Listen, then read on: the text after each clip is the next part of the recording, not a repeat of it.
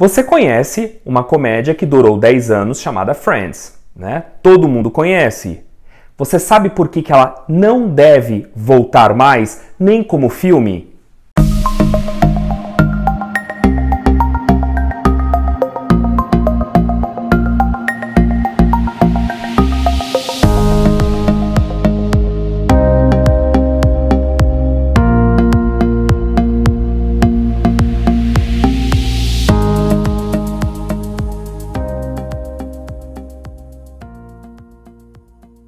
Eu me deparei nesses dias com um trailer feito pelo canal Smasher que parecia ser o tão desejado retorno do sexteto do Central Park.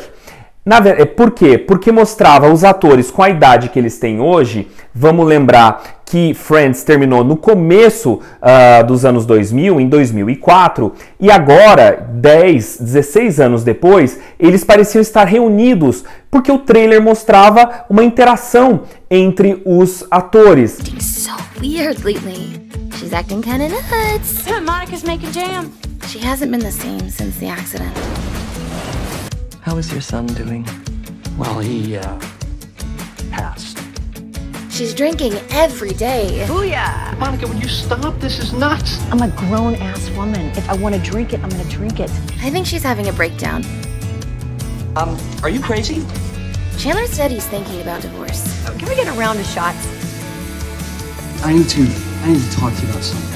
Esse canal juntou várias cenas de longas-metragens, de filmes e até séries que estes atores participaram e criaram aquele trailer, causando uma decepção imensa nos fãs que descobriram que Friends não tinha voltado. Mas para você entender por que Friends não vai voltar, eu tenho que inserir alguns pensamentos para vocês.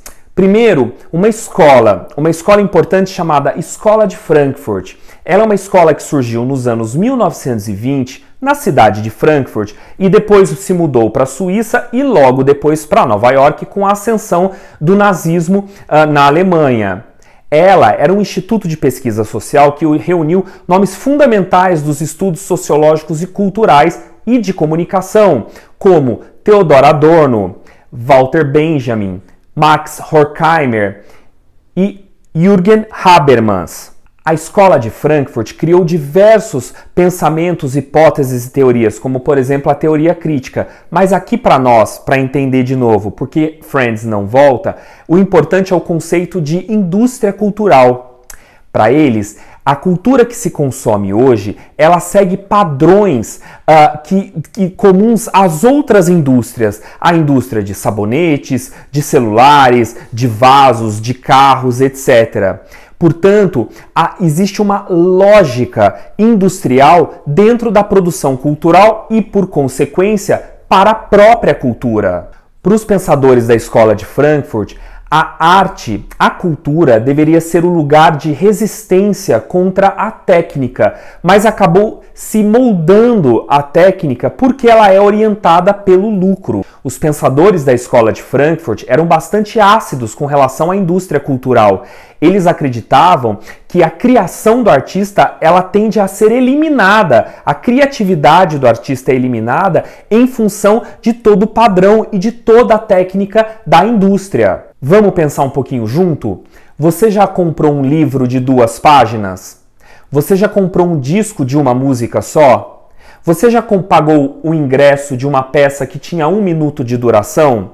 Ou você foi ao cinema e pagou o ingresso para ver um filme de 30 segundos? Não.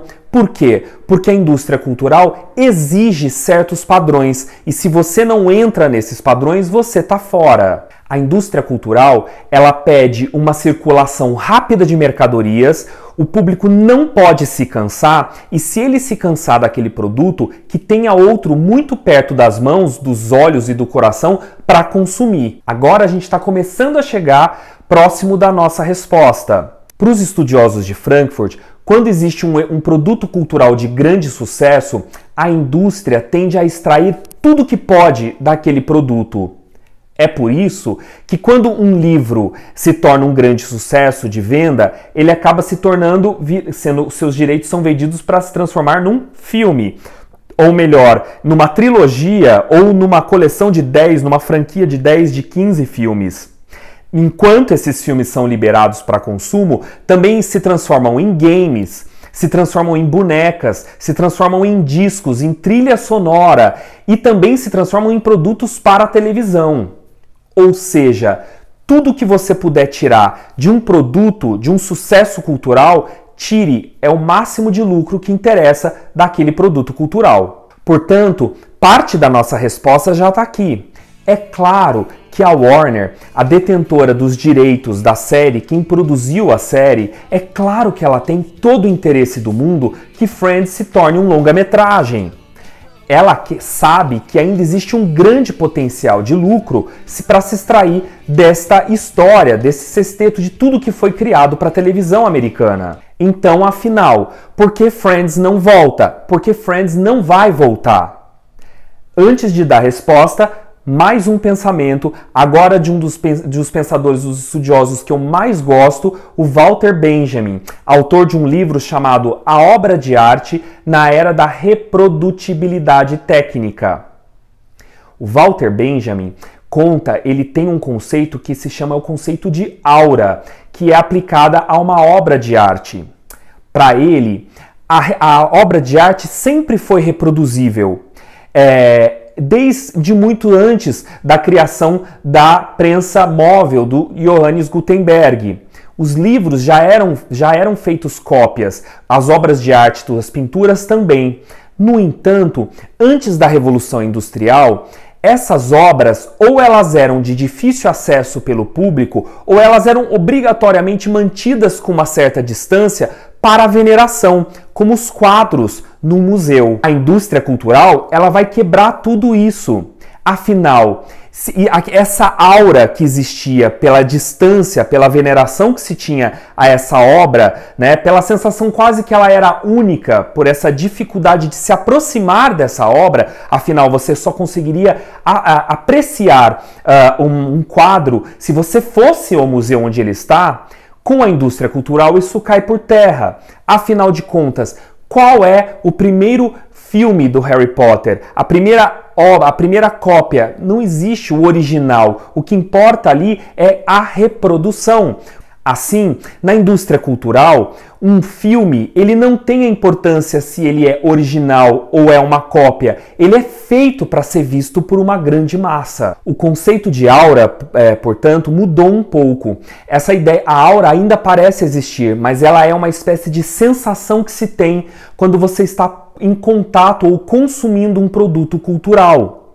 E ela parece existir ainda em diversos produtos culturais. Quer ver alguns exemplos? O disco Abbey Road dos Beatles é algo cultuado pelos seus fãs e que inclusive tem dividendos para o turismo de Londres. Afinal, Abbey Road popularizou uma mera faixa de pedestres, que é um dos pontos turísticos mais visitados de Londres, que é a capa do disco.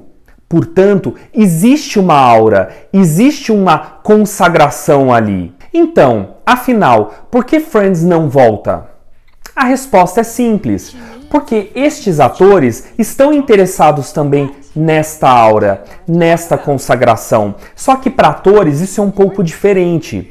O elenco de Friends demorou anos para se desvencilhar a sua imagem daqueles personagens que eles interpretaram durante 10 anos.